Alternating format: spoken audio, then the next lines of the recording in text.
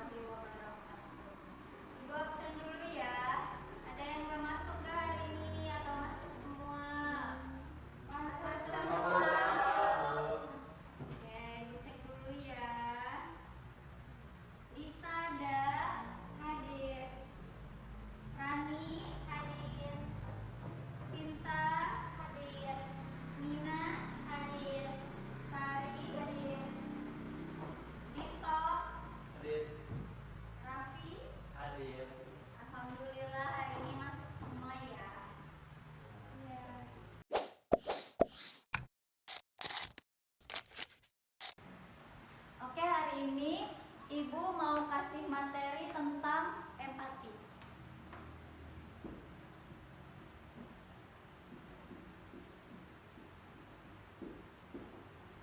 Seperti yang udah Ibu bilang di BK kelompok minggu lalu, di hari ini kita bakalan belajar dan membahas apa itu empati. Di sini sebelumnya ada yang tahu apa itu empati? Enggak, Bu.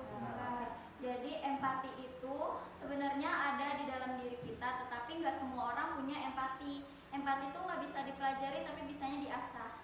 Gitu. Kalau contohnya kayak gini deh, kalau kita itu kan suka curhat ya sama teman sekelas kita atau teman dekat kita. Nah, kalau orang yang punya empati itu bakalan tulus ngedengerin kita, kasih kita nasihat atau solusi gitu kan. Kalau orang yang cuman kepo, kan ada tuh orang yang mau dengerin cerita cuman pengen kepo kan masalahnya apa sih nih orang gitu kan. Bukan bener-bener punya empati tuh bakalan kayak yang ya udah kamu sabar aja ya. Terus ujung-ujungnya apa? Tebak. Itu ujung-ujungnya adu nasib. Ayo, pernah nggak cerita ke orang tapi ujung-ujungnya malah adu nasib? Pernah. Ya, kita bisa bedain orang yang punya empati atau enggak itu kayak gitu, bener-bener tulus atau enggak. Kalau dia berujungnya adu nasib, berarti kan dia nggak mikirin kalau kita juga lagi punya masalah gitu kan, malah nambah beban pikiran dia gitu. Nah, empati itu juga artinya memiliki perasaan untuk merasakan apa yang orang lain lagi rasakan. Jadi kayak misalnya Rani lagi sedih, Ibu lihat ekspresinya Rani, Ibu bisa merasakan gitu, empatinya jalan gitu kan. Empatinya ada, tumbuh di dalam hatinya gitu. Oke, untuk mendalami materi empati, Ibu ada tugas untuk teman-teman semuanya. Tugasnya itu membuat sosiodrama. Nah, sosiodrama ini nanti kita bermain peran. Nah, perannya, temanya itu adalah empati sosial. Ya, nanti teman-teman yang Ibu panggil maju buat main drama ini ya. Oke? Iya, Bu. Baik, jadi judulnya kan tadi temanya itu tentang empati sosial. Judulnya itu ketika aku belajar memahami perasaan orang lain. Nah, kalau kita berempati itu, kita itu nggak cuman kasihan ke orang itu, tapi kita juga mengerti perasaan orang lain itu gimana gitu. Ada yang mau bertanya? Kayak kalau kita lagi bad mood, kita harus tetap sabar gitu ya, Bu? Iya, betul. Kita harus ngertiin kenapa teman kita bad mood. Kita harus cari tahu dulu, pastikan ada penyebabnya kan. Kita juga nggak tahu apa yang dia lagi alami gitu sih, Kak. Baik, teman-teman, Ibu panggil ya untuk nama-nama yang bermain sosiodrama. Boleh? Boleh. Langsung aja. Risa, terus Samarani, Sinta, Nina, Tari, Dito, dan Raffi. Oke. Udah siap buat bikin sosiodramanya? Udah siap. Sudah siap. Nanti di pertemuan berikutnya Ibu mau lihat ya gimana hasil sosiodramanya. Baik, terima kasih. Sama-sama.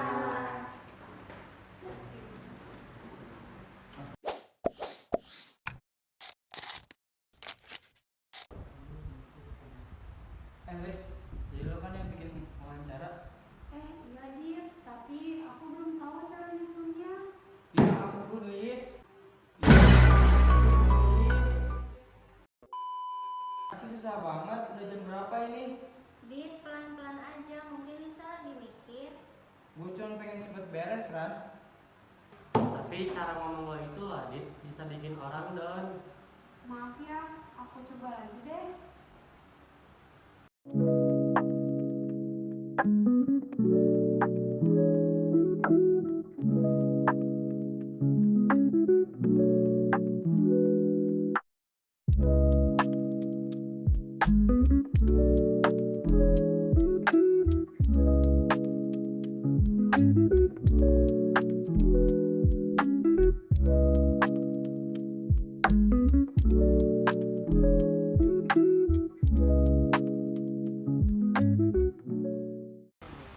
Tadi aku lihat Lisa naik taman belakang loh.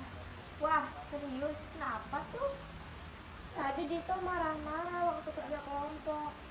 Ya, Dito ngomong dulu, baru mikir. Sebenarnya dia itu gak jahat, dia itu cuma gak bisa caranya ngomong dengan baik-baik. Wah, cocok banget kalau nanti ada sisi TK baru rumah ya. Ya semuanya baikan lagi. Tapi iya ya, tadi Dito kasar banget. Apa kita bilang aja ya ke Bu Maya? Kita bilangin dan ceritain bahwa tadi Dito kasar kok Isa. Ayo, yuk.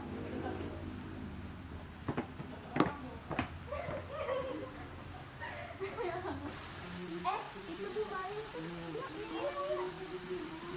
Halo Ibu. Halo, Ibu. Mau pada kemana ini? Kenapa? Boleh ngobrol sebentar gak Bu? Boleh. Tentang apa? Ada masalah? Oh Lisa, kenapa? Ya udah kita ngobrol di dalam aja ya. Ya kebetulan Ibu juga lagi ngantuk.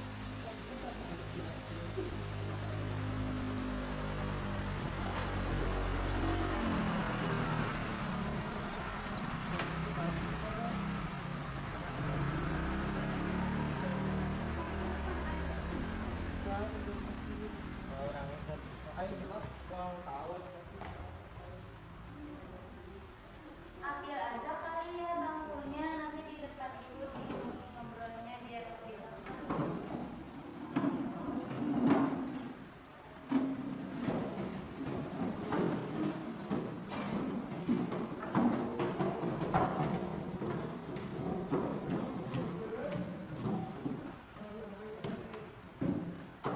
Gimana? Jadi sebenarnya di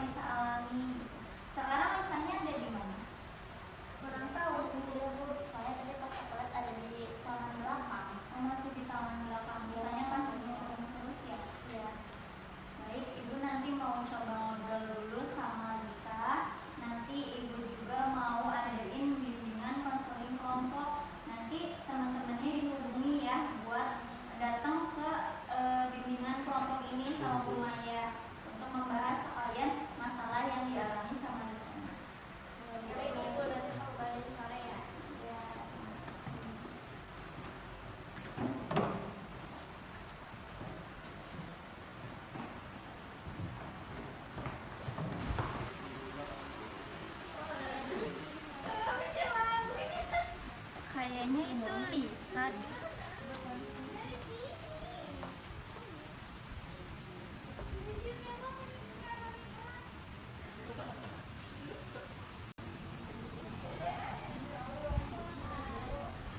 Lisa, Maya, Lisa kok sendirian aja? Lisa nggak istirahat sama teman-teman yang lain? Kenapa? Biasanya gabung sama teman-teman yang lain. Tadi di kelas gitu aku gara-gara tugasnya belum selesai. Tugas yang kemarin ibu kasih kan ya. Kenapa emang awalnya? Dito kan datangin katanya sampai gebrak meja ya. Terus Lisa juga sampai nangis di taman belakang nih di sini. Temen-temen tuh punya empati yang besar banget buat Lisa. Tapi kenapa Ditonya tuh sampai seperti itu? Ibu juga kan kayak gimana ya? Ke Lisa juga tiba-tiba didatengin terus dimarah-marahin. Padahal kita lagi bahas tentang empati sosial gitu kan. Bisa kalau ada yang lagi unek-uneknya yang mau dikeluarin, gak apa-apa dikeluarin aja ke ibu, karena ibu memegang asas kerahasiaan. Jadi semua informasi yang Lisa berikan ke ibu itu bakalan ibu jaga rahasianya, bakal ibu doang yang tahu, gak akan teman-teman Lisa apalagi Ditonya tahu, atau bisa ada kebencian tersendiri sama Dito, gak apa-apa dikasih tahu aja ke ibu. Ya bu, jadi Dito itu tiba-tiba meminta aku, padahal aku gak ngerti sama tugasnya. Dito gak ngasih tahu sama sekali gimana. Sifatnya Dito itu memang kasar seperti itu atau gimana kalau di kelas? Ya bu, Dito memang orangnya suka emosi kalau bersesuatu sama kemauan dia. Berarti Dito juga belum tumbuh ya ininya, empati sosialnya ke teman-temannya. Tapi setelah kejadian itu teman-teman di kelasnya gimana? Teman-teman pada aku, soalnya aku nangis kan. Terus Dito juga kelihatannya gak peduli. Nanti kamu juga sempat down ya habis didetak sama Dito. Terus teman-teman sahabat terdekat kamu mensupport kamu atau malah bela Dito? Iya bu, mereka semangatin aku supaya nanti menjadi tugasnya pelan-pelan. Terus nemenin aku juga biar aku gak nangis sendiri. Oke, baik. Tapi sekarang permasalahannya Dito itu nggak terima kalau Lisa itu kerjanya lama ya. Tapi karena kamunya juga kurang mengerti, belum terlalu bisa, jadinya prosesnya memang agak lama gitu. Jadi ibu paham nih kalau Lisa sudah menjelaskan. Tadi siang sempat teman-temannya Lisa itu datang ke ibu, katanya mau ngobrol gitu kan. Kirain ibu ada kesulitan pas bikin tugas. Ibu juga nggak nyangka kalau sampai kayak gini gitu. Sekarang ibu udah tahu nih dari pihaknya Lisa gimana, dari teman-teman ceritanya gimana. Ibu mengerti awalnya itu pertamanya kalian lagi bikin tugas ya, diskusi terus tiba-tiba si Ditonya datang langsung nanyain tugasnya kenapa belum selesai. Terus kamu langsung didetak. Oke, baik. Nanti kita adain bimbingan konseling kelompok di kelas sama teman-teman. Nanti ibu bakal bahas tentang masalah ini. Oke. Bisa kamu yang sabar ya.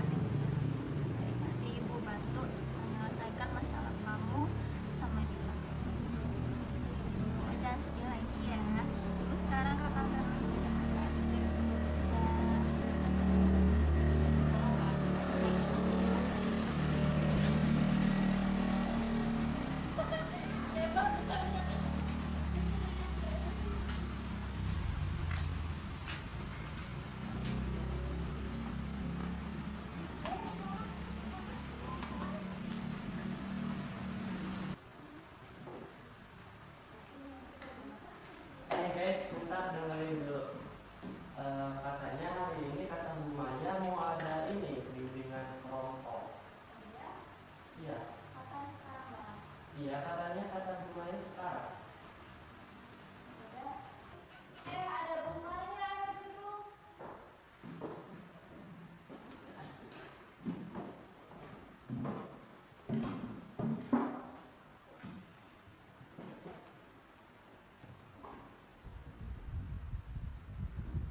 Assalamualaikum, selamat siang semuanya. Waalaikumsalam, siang Bu. Apa kabarnya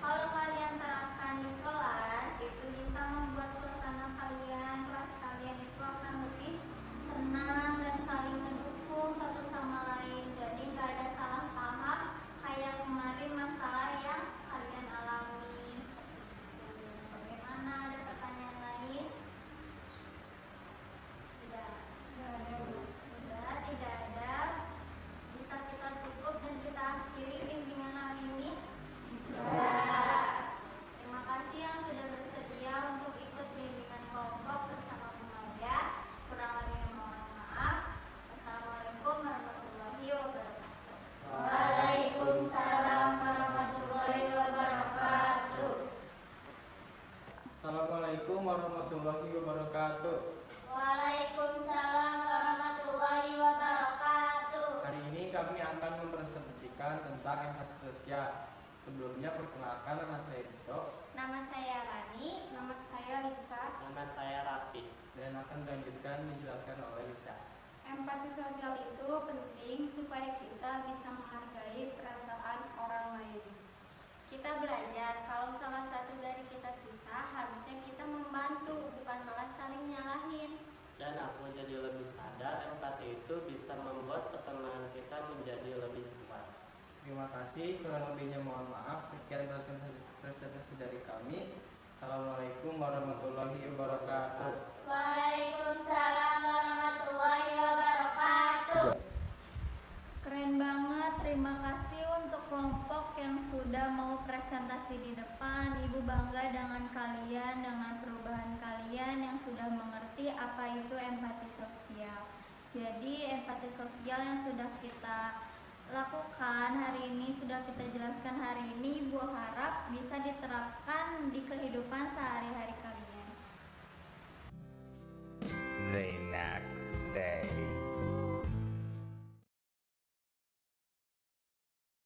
Oke, jadi gimana rasanya sudah bermain sosiodrama dan kita pelajari empati sosial yang lebih mendalam, dan rasanya gimana setelah belajar memahami perasaan orang lain? Aku jadi merasa yakin dan juga merasa lebih berarti. Aku belajar buat tidak egois dan mengikuti perasaan orang lain. Empati ternyata bisa bikin kita lebih tenang juga ya Bu. Nah itu dia, empati sosial itu nggak cuma teori yang tadi Ibu jelasin aja, tapi empati sosial itu perlu kita latih di kehidupan sehari-hari. Kesimpulannya, empati bikin kita ngerti, bukan memahami. Jadi semuanya sudah mengerti ya, alhamdulillah. Terima kasih untuk pembelajaran bimbingan konseling kita yang kemarin dan sosiodrama yang kita buat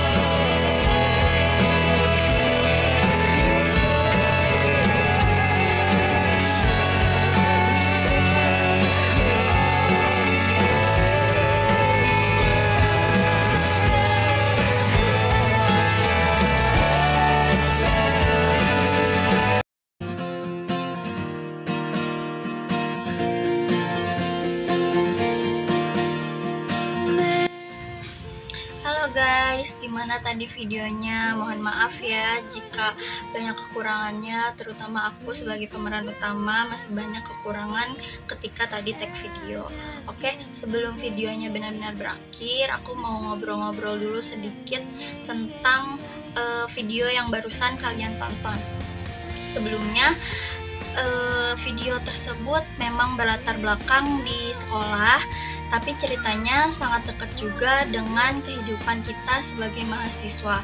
Gak cuma di sekolah aja, siswa aja, tapi mahasiswa juga sering mengalami kejadian tersebut. Tentang apa? Seperti tentang kerja kelompok, perbedaan karakter, dan gimana caranya kita menghadapi orang lain yang gak selalu sama pemikirannya sama kita. Jadi tema utama dari sosiodrama yang barusan kalian tonton ini adalah empati sosial. Kenapa aku pilih tentang empati sosial? Sederhananya adalah karena empati sosial itu kemampuan kita buat ngerti perasaan dan sudut pandang orang lain. Di kehidupan kampus ataupun di kehidupan sekolah, kita sering ketemu situasi yang mirip kayak gitu. Ada teman yang aktif dan vokal bisa mengutarakan perasaannya, tetapi ada juga teman yang memilih diam, lebih baik diam dan tidak bisa mengutarakan perasaannya.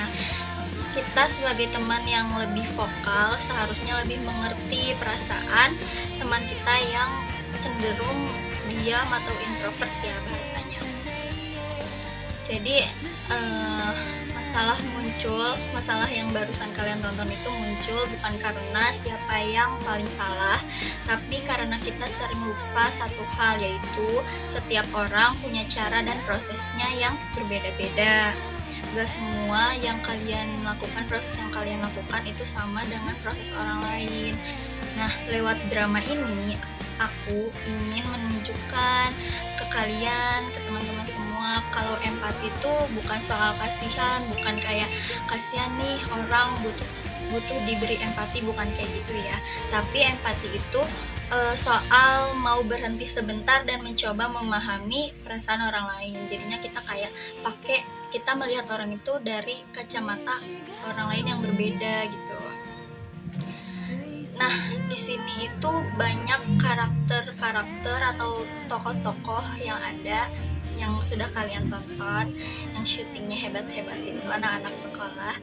Jadi setiap karakter di drama ini mewakili tipe-tipe orang yang mungkin pernah kita temui. Tadi ada yang berkarakter menjadi Lisa. Lisa itu menggambarkan orang yang cenderung diam karena takut salah dan kurang percaya diri.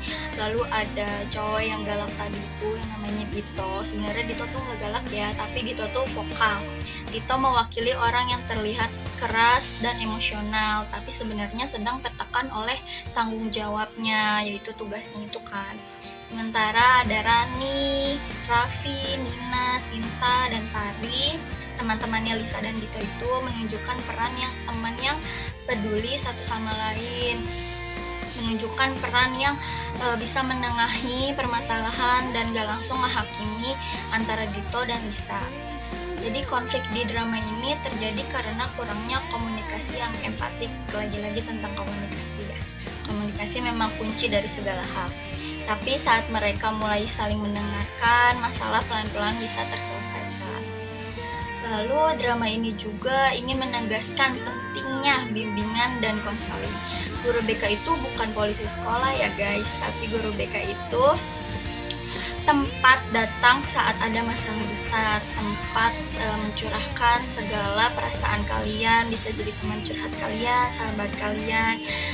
Jadi guru BK ini juga ruang aman buat belajar mengenali diri kalian sendiri dan mengelola emosi serta membangun empati.